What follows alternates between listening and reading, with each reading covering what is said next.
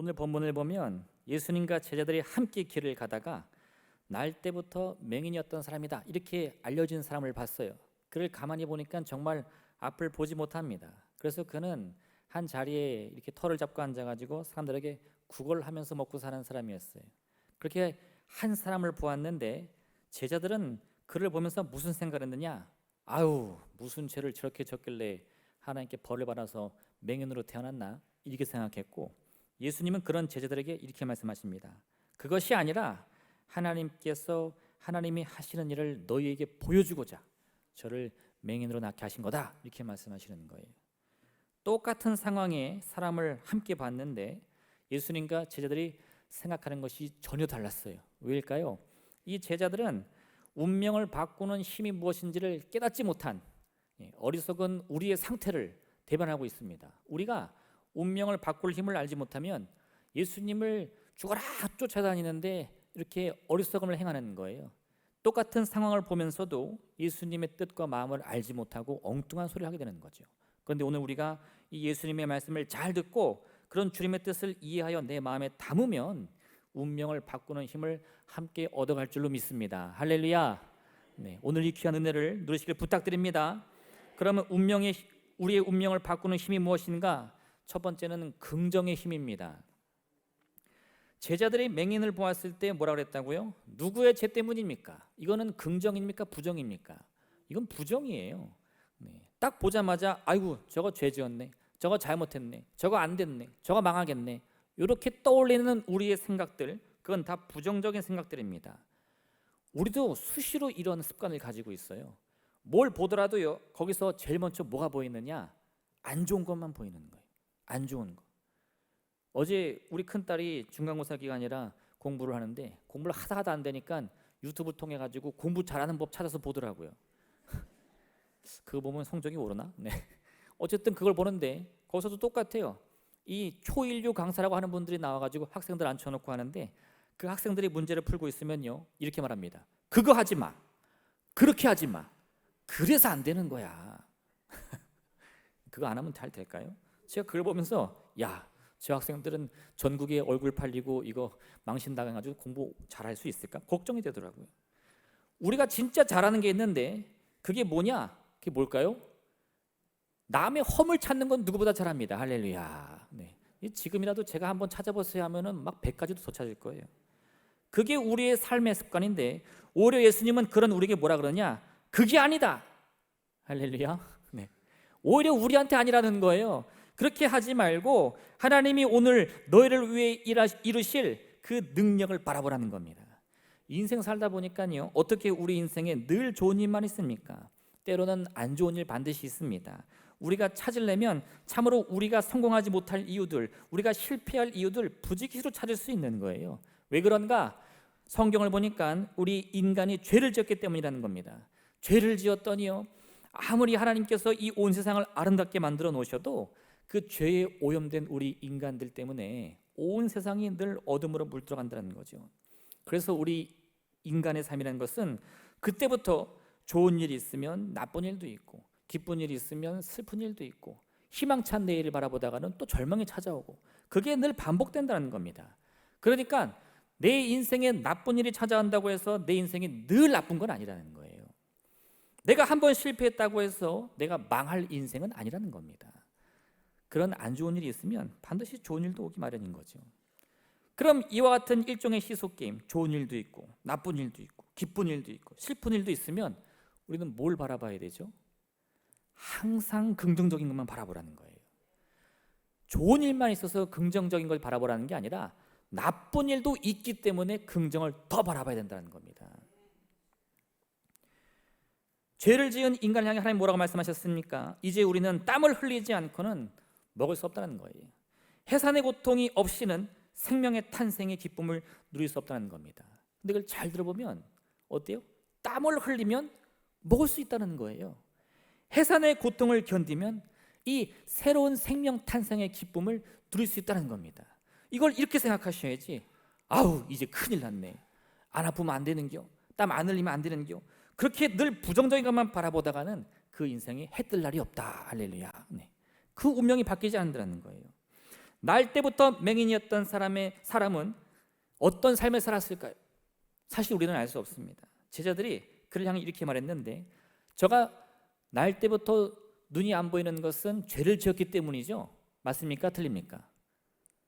우린 사실 몰라요. 왜요?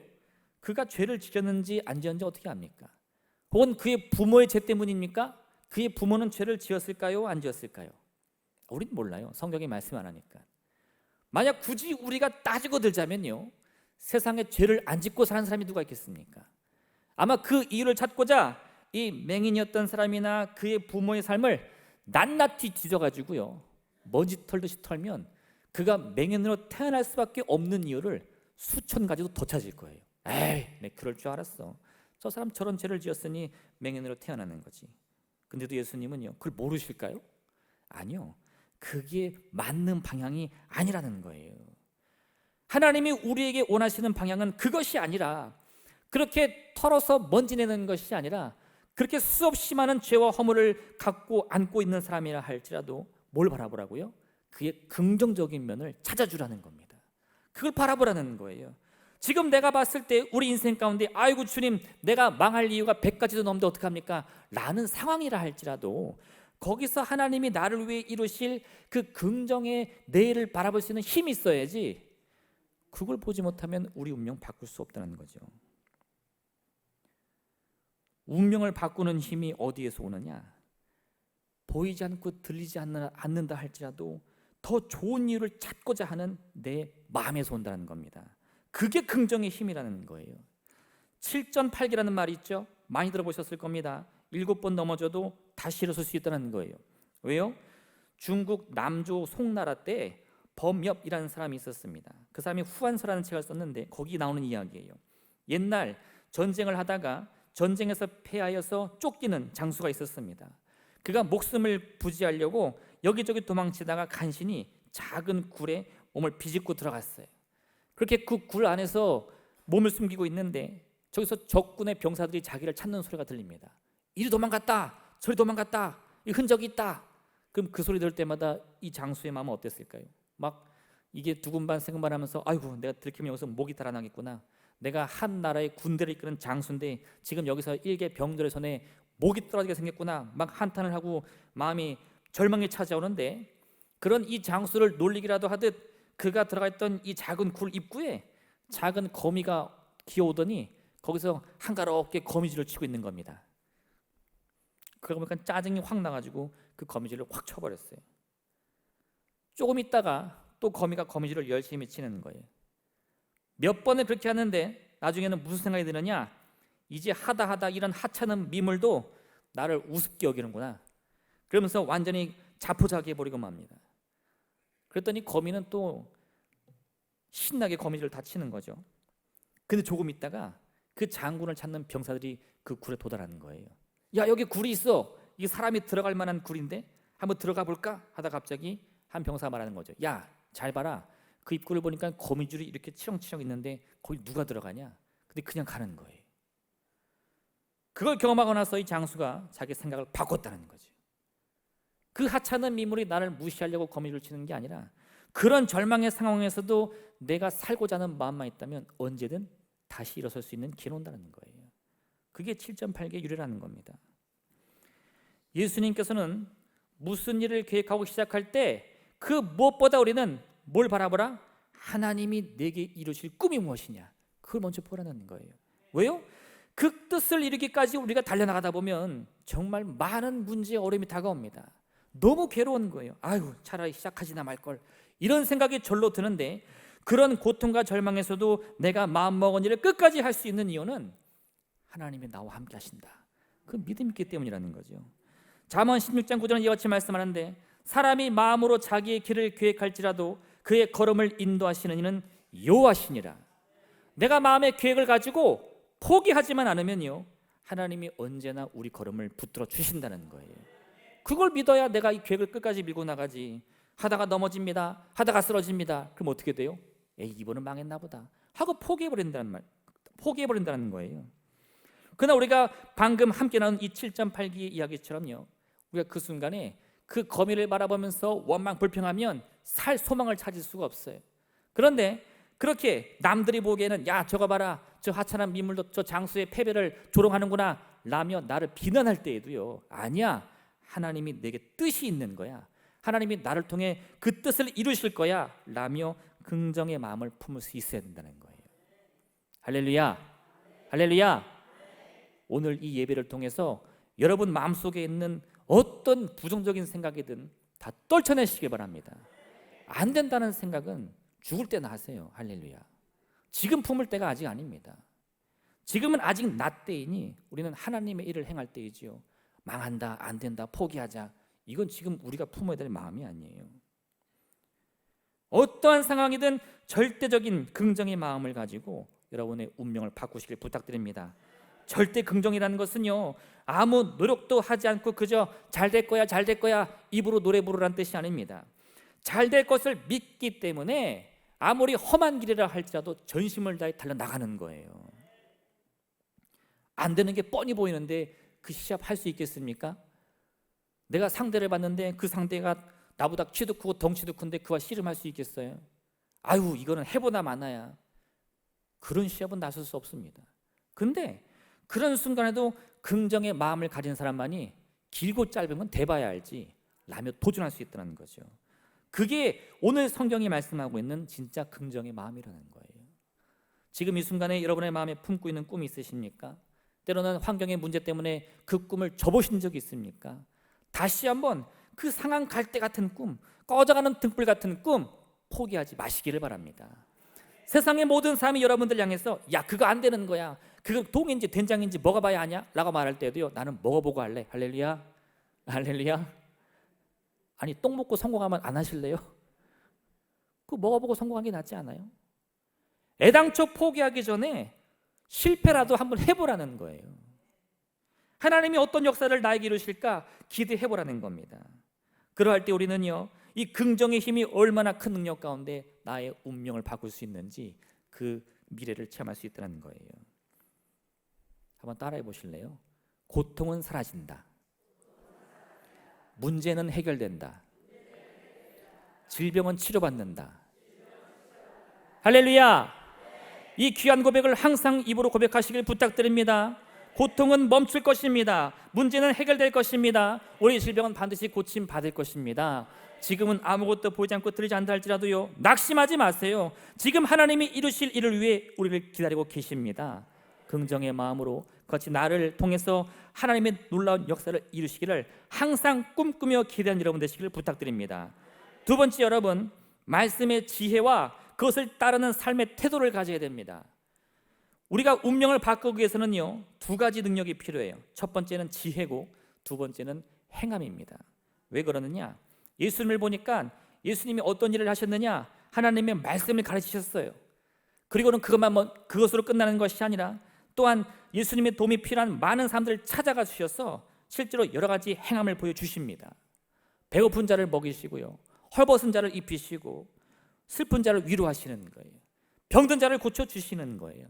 이게 뭐냐? 첫 번째는 말씀의 능력이고 두 번째는 그것을 따르는 행함, 우리 삶의 태도라는 거죠. 이 두 가지가 함께할 때 우리의 운명이 반드시 바뀔 줄로 믿습니다. 말씀은 지혜라는 거예요. 지혜가 있는 사람만이 사람들 앞에서 내가 어떤 마음을 품고 있는지를 가르칠 수 있어요.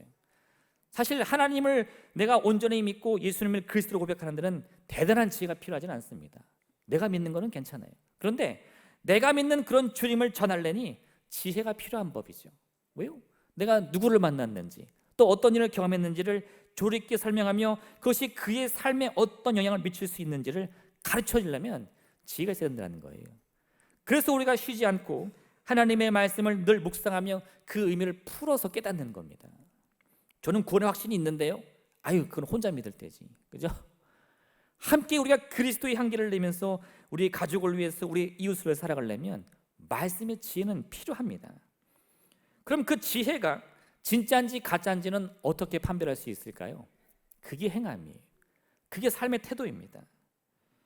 아무리 어리석은 사람이라도요, 한 사람의 말이나 행동을 보면 그의 말이 진심인지 거짓인지 금방 알 수 있는 거예요. 이건 사람의 본능입니다. 아까도 말씀드렸죠? 우리 인간에게는 한 가지 특출난 능력이 있는데 뭐가 있다고요? 부정을 찾아내는 거, 거짓말 찾아내는 거, 이건 아주 기가 막혀요. 그래서 세상 사람들, 예수님을 모르는 사람들도요, 우리가 마음에 확신도 없이 예수님 전하면 단박에 알아차립니다. 아니 무슨 권사라든 저렇게 믿음이 없어, 아니 무슨 목사라든 저런 말을 해, 너무 잘 알더라고요. 그래서 우리에게는요, 하나님의 말씀에 대한 지혜가 필요한 동시에 또한 우리 자신이 그 말씀을 선택해서 따를 수 있는 이 삶의 태도가 필요하다는 거예요. 예수님께서 하나님 나라의 놀라운 진리를 선포하실 때요, 사람들은 그 지혜에 놀랍니다. 아니 그가 누구에게 저 가난한 목수의 아들이 저런 지혜로운 말을 하는가. 근데 예수님 고향에 있던 이 나사렛 사람들은요, 그런 예수님의 가르침을 듣고도 따를 생각은 안 합니다. 그런데 예수님께서 그 말씀을 가르치신 후에 굶주려 했던 5천 명의 사람들을 먹이자 어떻게 했어요? 그 사람들이 벌떼같이 몰려와서 예수님을 우리 왕이 되어 주옵소서 하면서 막 따라다니는 거예요. 말에도 능력이 있지만요, 이 행함이 그 말의 능력을 증명해 주는 거예요. 우리의 말이 왜 진실인지를 세상에 나타내 줄 수 있다는 겁니다. 만약 우리가 제가 아무리 그리스도의 복음을 전해도 사람들이 귀를 안 기울여 하면요, 때로는 내가 어디에 행함에 부족함이 있나 돌아보실 필요가 있다는 거예요. 말뿐인 삶은 아무리 좋은 말을 하고 아무리 지혜가 넘친다 할지라도요, 사람들의 감동을 줄 수가 없어요. 야, 그 사람 말 하나는 번지르르 잘한다, 칭찬입니까? 아니에요. 말만 번지르르하다는 거예요. 우리의 말에 하나님의 그 능력이 들어가면 말에 지혜는 있겠죠, 능력은 있겠죠. 근데 사람들은 우리를 바라보면서 저건 거짓말이다 한다는 거죠. 허풍이란 말 들어보셨어요? 허풍, 풍선 생각하시면 딱인데 사실 풍선이 뭐 대단합니까? 그냥 고무로 만든 이 주머니에 불과한데 거기에 바람을 집어넣으면 엄청 커지는 거예요. 허풍이 그와 같은데 별거 아닌 것도 거기다 조금만 우리가 말을 보태면 풍선처럼 점점 커지는 겁니다. 멀리서 보면요, 크고 알록달록 그럴듯해 보이지만 막상 만져보면 아이고 이거 허풍이네 다 알 수 있다는 거예요. 그래서 우리의 이 복음이 허풍이 되지 않고 진실이 되기 위해서는요, 그 말씀을 우리 스스로가 따를 수 있는 결단이 필요한데 그게 삶의 태도다 이거예요. 예수님께서 제자들 앞에서 십자가의 고난과 죽음에 대해 설명해 주십니다. 근데 베드로가 예수님 앞을 막았었어요. 왜요? 예수님을 진심으로 사랑하니 자기가 목숨을 걸어서도 예수님 고통당하지 않게 한다는 거예요. 근데 그런 베드로를 예수님이 어떻게 하셨습니까? 꾸짖으시는 거죠. 내 뒤로 물러가라. 왜요? 이런 베드로의 행동은 반대로 행동은 있는데 지혜가 없는 거예요. 몸은 이미 앞서 나가서 주님을 위해서 내 생명도 바치겠습니다 하는데 막상 그 안을 들여다봤더니 하나님의 말씀이 전혀 없는 거예요. 뭐가 옳고 그른지 분별할 수 있는 지혜가 없다는 겁니다. 그래서 여러분, 이 말씀의 능력과 행함이 함께 가지 않으면요, 어느 쪽으로 기울이기만 해도 크게 은혜가 안 되는 거예요. 말만 있어도 안 되지만 행함만으로도 안 되는 겁니다. 우리에게는 하나님의 말씀의 지혜가 필요하고 또한 그 지혜를 따를 수 있는 결단이 필요한 거죠. 예수님께서는 그래서 만나는 사람들에게 시간이 날 때마다 하나님의 말씀을 전하시는 거예요. 복음을 전하시는 거예요. 목이 터져라 산등성에서도 외치시고요, 보트를 타고도 외치시는 거예요. 근데 그걸로 끝나면 안 됩니다. 그 가운데 사람들이 슬퍼하고 고통스럽고 괴로워하면 찾아가 주셔서 그들의 문제를 해결해 주시는 거죠. 이 두 개가 함께 가니 사람들이 뭐라 그래요? 많은 이들이 예수님을 가난한 목수의 아들로 비난하는데 예수님의 말씀과 그 권세를 경험한 사람들은 저가 그리스도가 아니면 도대체 누가 그리스도냐? 오히려 못 배운 사람들, 먹지 못한 사람들이 그런 주님의 은혜를 경험하고는 나사렛 예수가 그리스도가 아닌 것을 믿지 못하겠다는 거예요.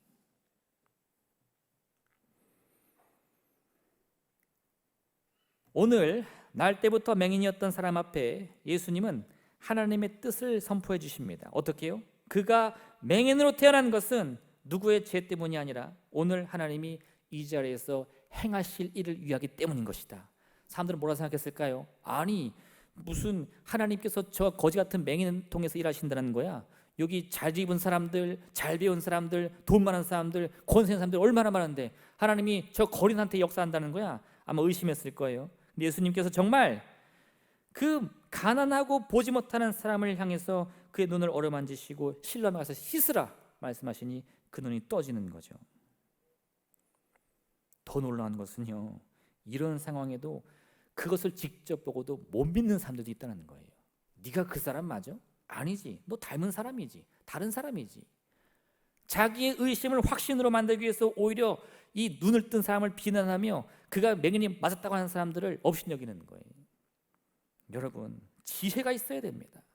하나님의 말씀이 내 운명을 바꿀 수 있다는 그런 지혜가 필요해요. 그 여러분이 믿으신다면요, 그 말씀을 어떤 상황에서도 따르겠다는 결단이 필요합니다. 이 두 가지가 함께할 때 오늘 예수님 말씀하신 것처럼 세상의 모든 사람들이 지금은 안 될 때다, 지금은 힘든 때다, 지금은 어려운 때다 말하지만요, 우리는 하나님이 이루실 기적을 기대하는 마음을 가질 수 있는 거예요. 우리도 힘든 거 모릅니까? 믿음 있다고 고통 안 당합니까? 아니요. 믿는 사람들도 고통이 있고 슬픔이 있는 거예요. 아프지 않아서 긍정을 바라보는 게 아닙니다. 아프고 힘들어도 긍정을 바라보는 거예요.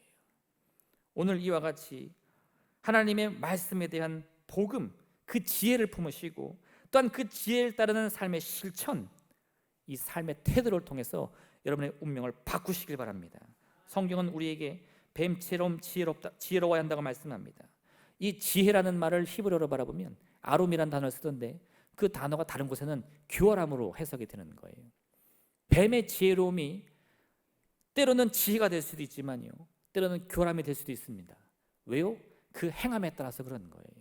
어떤 행동으로 이 지혜를 뒷받침하느냐에 따라서 지혜로운 뱀처럼 지혜로운 삶이 될 수도 있고 때로는 뱀처럼 교활한 삶이 될 수도 있다는 거죠. 그럼 여러분, 말씀과 행함의 이 두 균형을 통해서 운명을 바꾸는 힘을 함께 체험하시길 부탁드립니다. 마지막 세 번째, 그래서 여러분, 우리는 어떤 행함을 통해 나아가야 되느냐? 상대를 늘 축복하는 마음으로 나아가야 됩니다. 축복이 뭡니까? 복을 빈다는 거죠. 복을 빈다는 거는 뭐예요? 내가 옆 사람에게 복을 비는데 그럼 옆 사람이 잘 되길 원하는 거예요? 망하길 원하는 거예요? 당연히 잘 되길 원하는 거죠. 상대를 축복하는 마음으로 바라봐야 된다는 것은 늘 누구를 바라보든 그 사람이 잘 되기를 간절히 소원하는 마음을 품어야 된다는 거예요. 이게 우리의 지혜를 교활함이 아니라 지혜로 만드는 힘입니다. 축복은 항상 상대의 복을 비는 겁니다. 진심으로 그가 잘 되기를 원하는 거예요.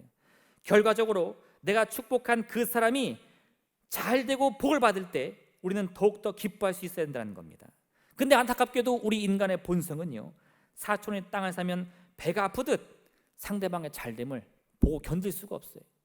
나보다 못 살던 사람들, 나보다 성적이 떨어진 사람들이 갑자기 성적이 오르거나 뭔가 일이 잘 풀리면 아랫배가 살살 아프기 시작합니다. 뭐가 잘못됐는데 소화가 왜 안 되지? 겉으로는 복을 빈다고만 하지만요, 내 이 본성이 견디지 못하는 거예요. 근데 그러한 순간에도 우리는요, 내가 가야 할 방향이 어딘지를 확실히 잡으셔야 돼요. 그런 나의 본성에 귀를 기울일 것이 아니라 그런 악한 본성을 떨쳐내고요, 그의 복을 빌어야 된다는 거예요.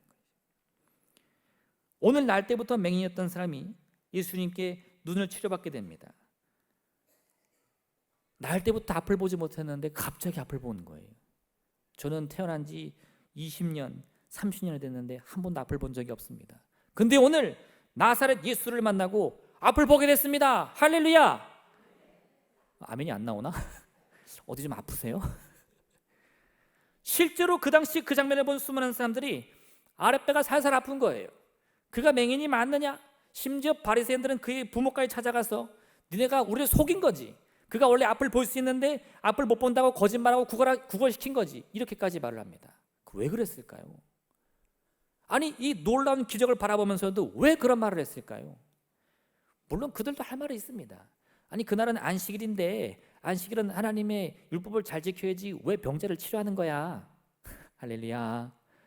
어디나 핑계 없는 무덤은 없어요. 근데 그게 진짜 이유였을까요? 아니요. 못 견디는 거예요. 나보다 못난 자가 잘 되는 게 못 견디는 겁니다. 그래서 별 이유를 다 들어가지고 그를 깎아내리고 싶은 거예요. 그게 우리 인간의 본성입니다. 이건 누구를 비난할 필요 없어요. 지금 이 순간에도요, 나 그런 사람 알아. 할렐루야. 그 빨리 회개하셔야 돼.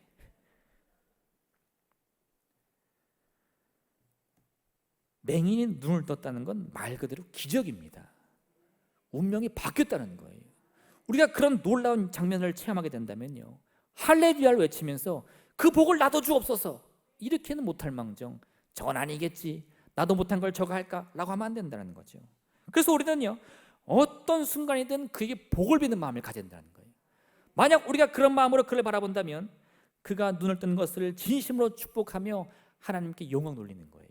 그럼 어떤 일이 벌어진 줄 아세요? 그 복이 나한테도 온다 이거예요. 그래서 우리에겐 축복의 마음이 필요합니다. 축복의 마음은 사실 말처럼 쉬운 게 아니에요. 이건 정말 나의 이 뼈를 깎는 희생과 헌신을 감내해야 되는 일입니다. 상대가 잘 된다는 것은요, 사실 거저 잘 되는 게 아닙니다. 그래, 너 잘 되면 좋지 이렇게 하라는 게 아니에요.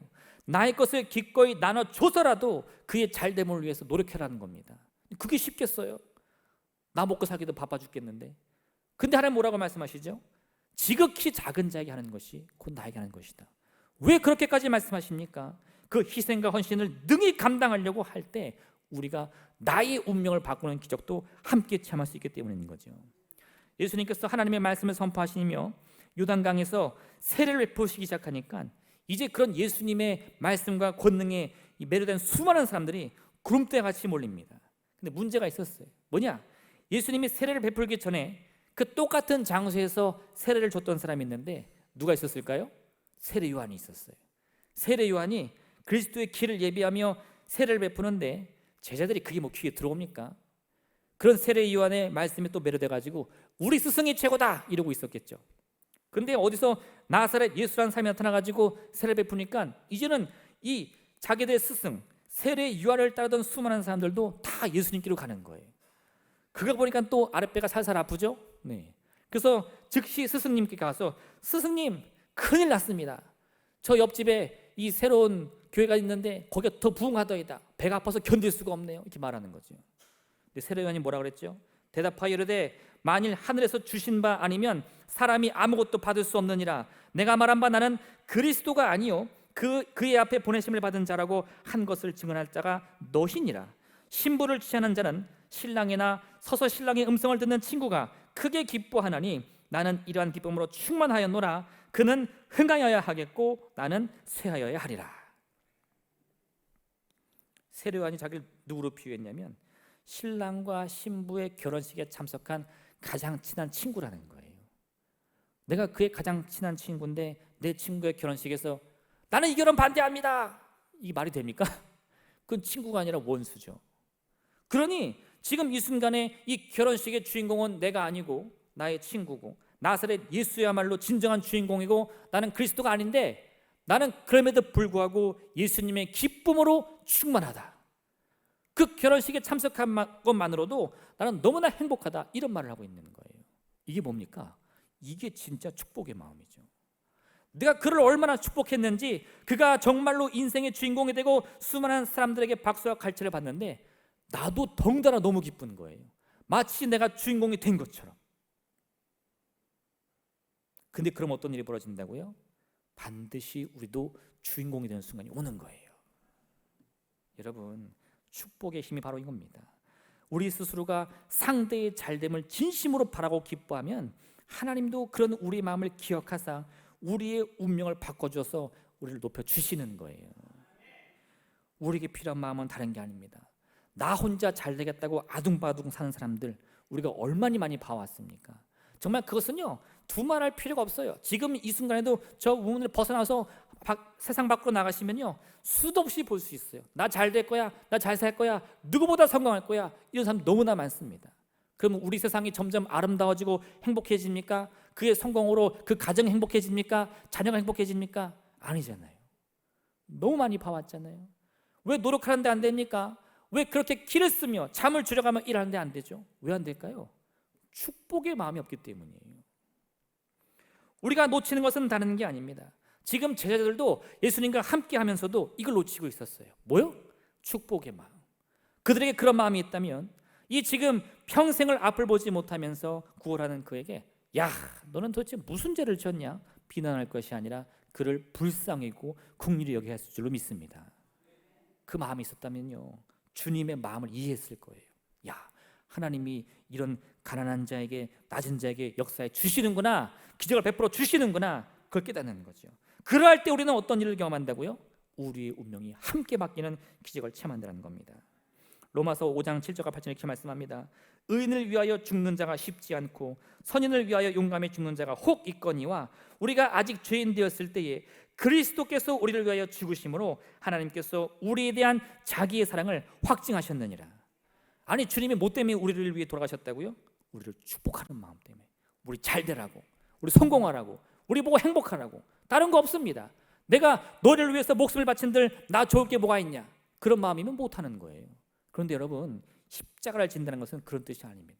그저 그를 위해서 내 모든 것을 바치는 거예요. 남편이 아내를 위해, 아내가 남편을 위해, 부모가 자식을 위해, 자녀가 부모를 위해서 자기의 모든 것을 바칠 때 왜 그 가정 가운데 행복이 없겠습니까? 왜 그 가정 가운데 문제가 있겠습니까? 다 떠나가는 겁니다. 아무리 고달픈 문제라도 즉시 해결되는 거예요.